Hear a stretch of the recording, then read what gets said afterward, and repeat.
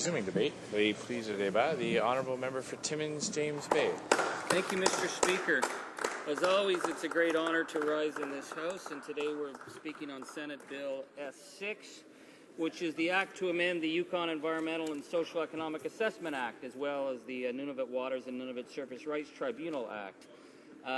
It's interesting that this bill is coming before us this week when the Yukon Supreme Court has just struck down the efforts by the Yukon government, another right-wing government, to ignore consultation, ignore environmental due process, and ignore First Nations, and they're pushing their attack on the Peel Valley watershed. The Supreme Court said, you can't do that. There's a social license issue here when we're looking at development issues, and they've thrown it back.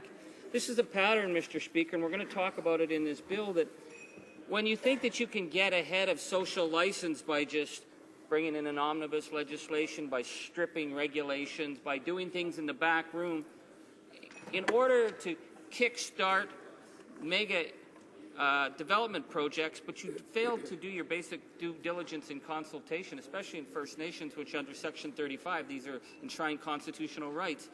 You end up creating a situation like we have now where this government's militant advocacy of the big oil agenda has created a backlash across the country. A backlash where people say, you stripped the Waters Act of 99.999% of the lakes and rivers in this country so that they could get the pipelines through without having to worry that there's basic protections in place. And then you go into the communities and they're saying, are you kidding me? You're going to run bitumen through my town when there's no shut-off valves on either side of the lakes and rivers? I represent, Mr. Speaker, probably one of the largest mining regions, if not in Canada, in the world. When I talk to the mining companies in my region, they get it. They understand the importance of having, we call it treaties on the ground, that you need to have the support of the local communities. And some of the ways you do that is you have to meet environmental standards. You have to meet First Nation consultation. Talk to anybody in the Ontario mining industry today about the possibility of getting a project off the ground. Without that consultation work, it's not going to happen. So when we see a bill that's coming forward, in terms of Bill S-6, it's unilaterally rewriting the Yukon's environmental and social economic evaluation system that's ignoring the issues of the First Nation consultation, of ignoring the incredible value, the economic value of the landscape and the natural resource beauty in Yukon. This is another attempt to bypass the people of this country and create consensus on what development should look like. And I believe, Mr. Speaker, it's only going to end up in another failed impasse, going all the way back to the Mackenzie Valley pipeline days of these mega projects that, if they're not done in a balanced manner, are not going to get done at all. Now, I have to say, Mr. Speaker, having traveled across this country from one end to the other and having done some of it in the back of a cheap little minivan with the band, and other times as a sitting politician, I've never seen a section of the country that has taken my heart as much as Yukon.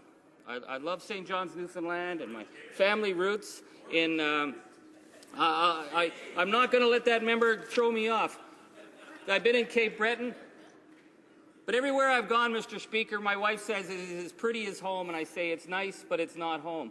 And when I went to the Yukon for the first time, my wife said to me, is it like home? I said, wow, this is the one place that might actually move my heart. But fortunately, where I live in the incredible Cobalt-Timiskaming region with the beautiful white pines at Temagami, the incredible opportunities for canoeing, not that I canoe, by the way, if I can't see it from a car window, I don't go there, but I encourage everyone else to come.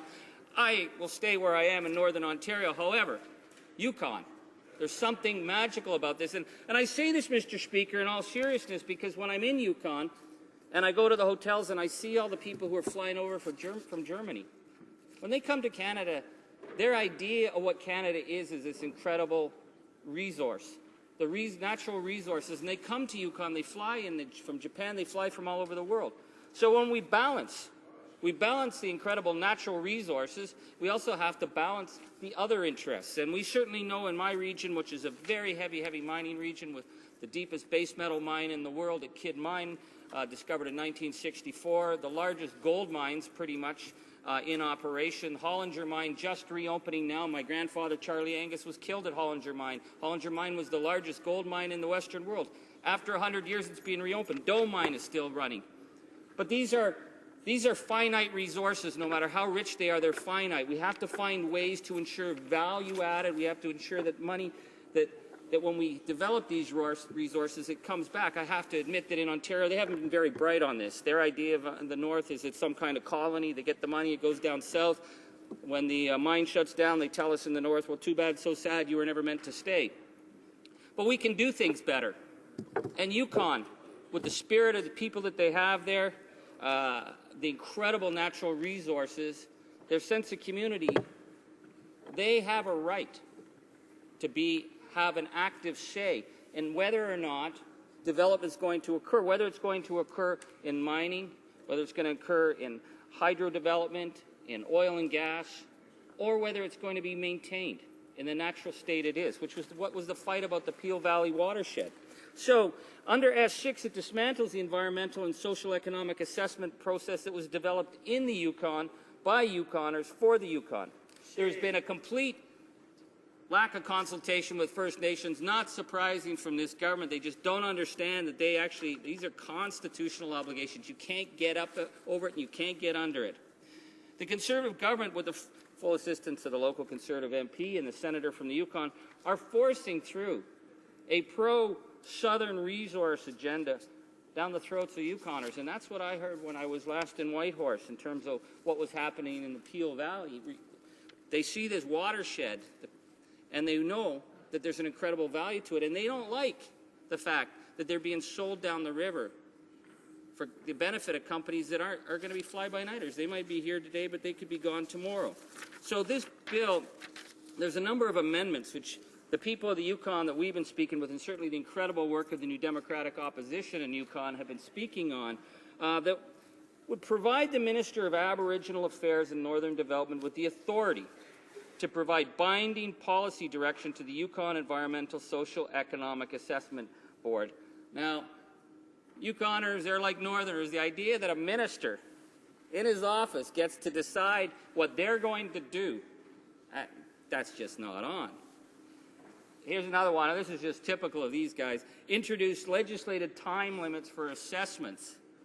And, you know, they're wondering why their pipelines are going nowhere, where public assessments now you have to write and apply to be able to be part of the public, and they get to decide whether you get accepted or not. No wonder the National Energy Board is coming up big blanks time and time again. So using the same strategy that they're using with the National Energy Board, they want to be able to introduce these legislated time limits for assessments, and we certainly have seen in Northern Ontario when you do that and you ignore due process, you will get a backlash because, again, it's not respecting social license.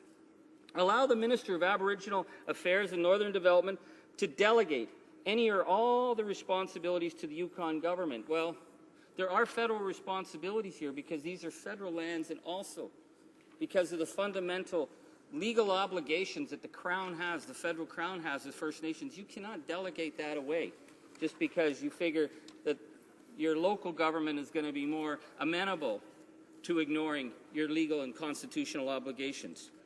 And it's creating broad exemptions for renewals and amendments of permits and authorizations.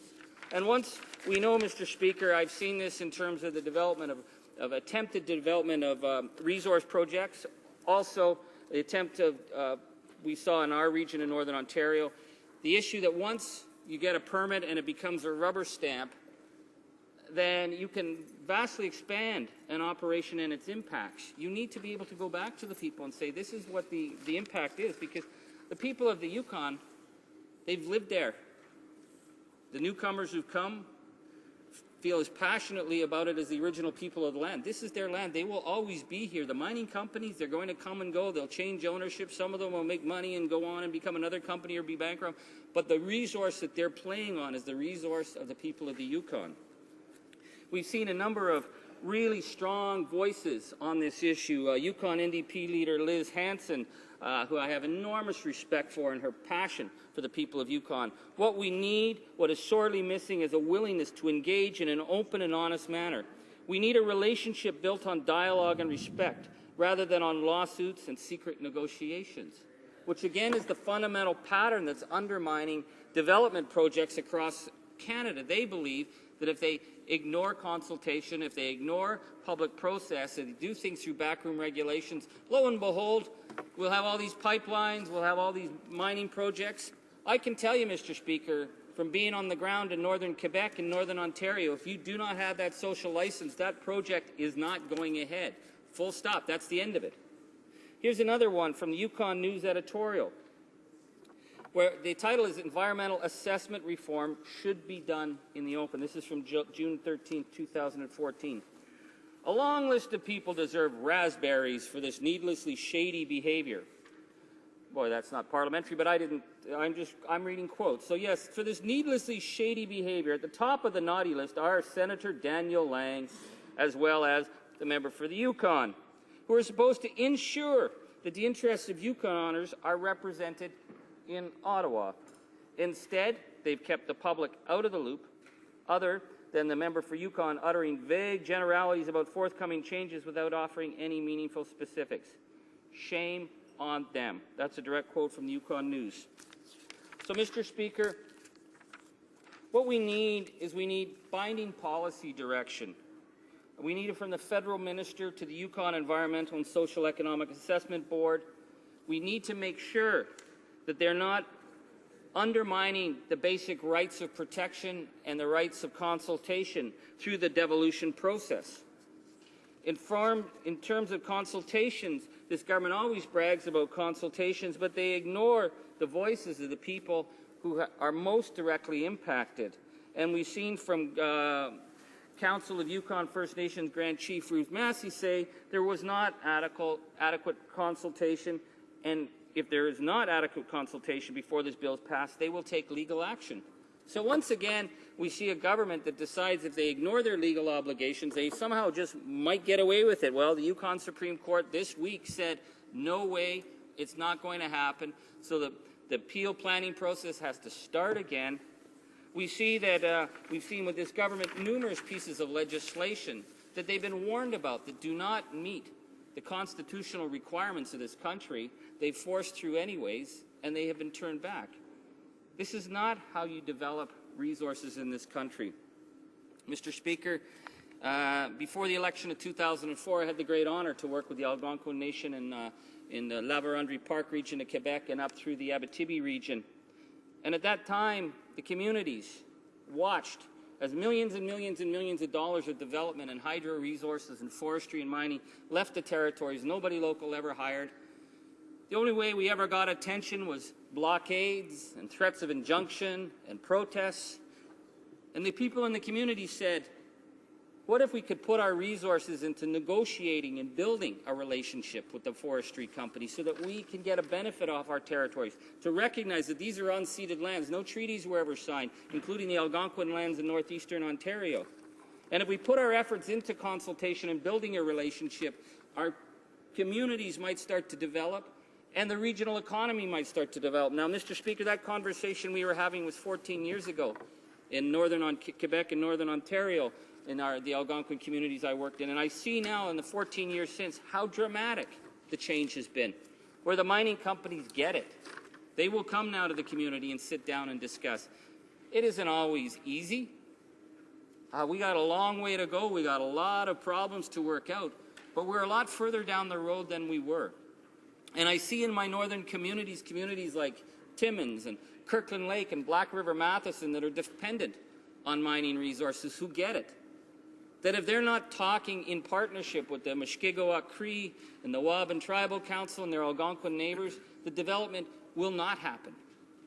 So I ask my honourable colleagues on the government side, why are they ignoring the pattern? The pattern of refusing to consult, of undermining the environmental regulations, of stripping the local authorities and the local people of consultation in order to pursue a mining agenda or a fracking agenda or an oil agenda that is going to be defeated in the courts, just as it's been defeated in this past week with the Yukon Supreme Court, just as it's been defeated with Kinder Morgan and Burnaby Mountain.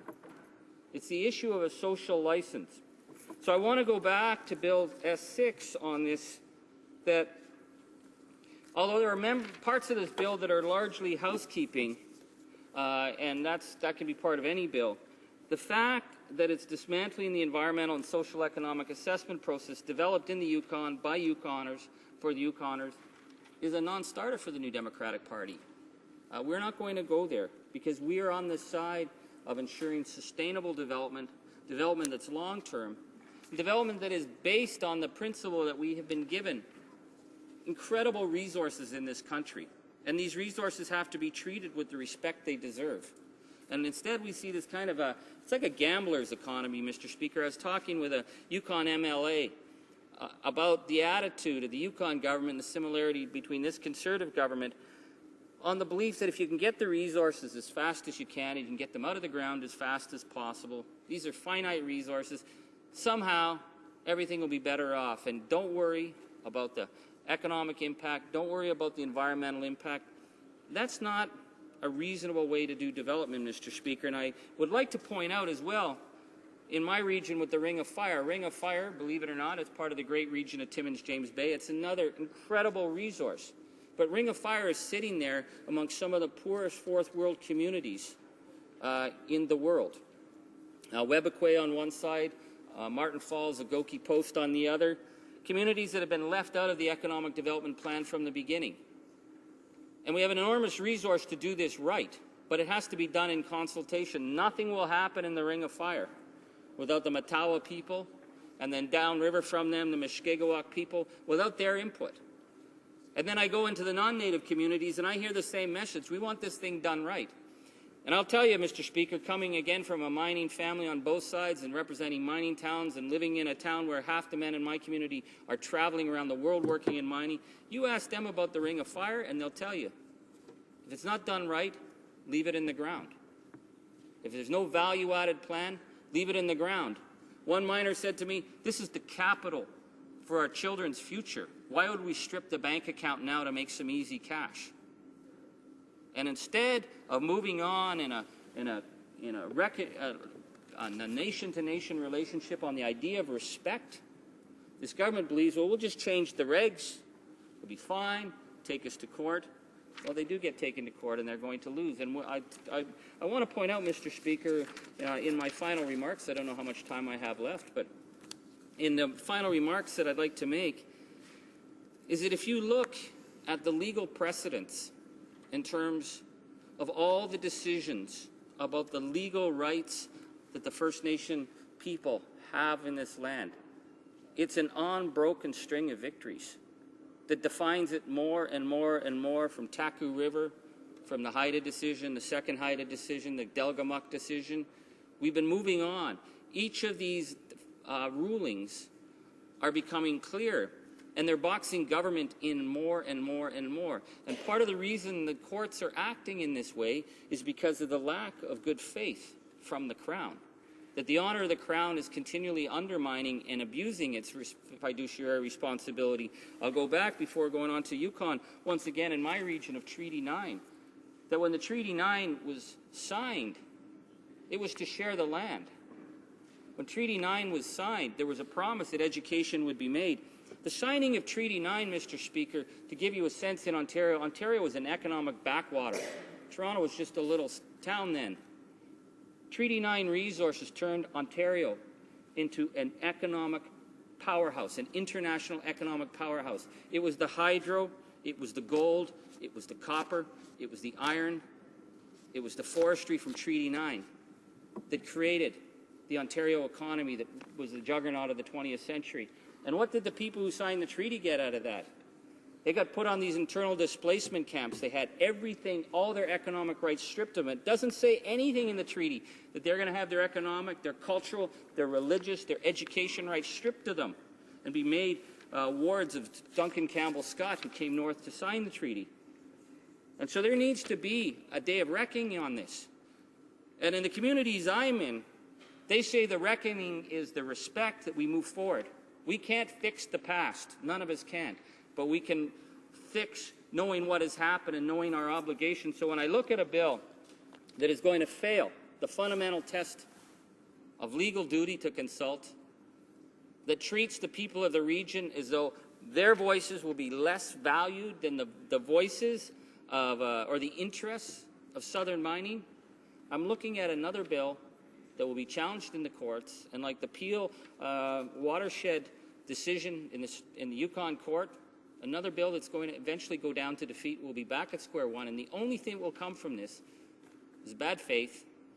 And for people I know in the resource industry, they don't want bad faith. They want peace on the ground. I hear that all the time. They want peace on the ground. They want negotiations, and they get the idea that if people are not happy in the local regions, the project's not going to move forward. Thank you very much, Mr. Speaker.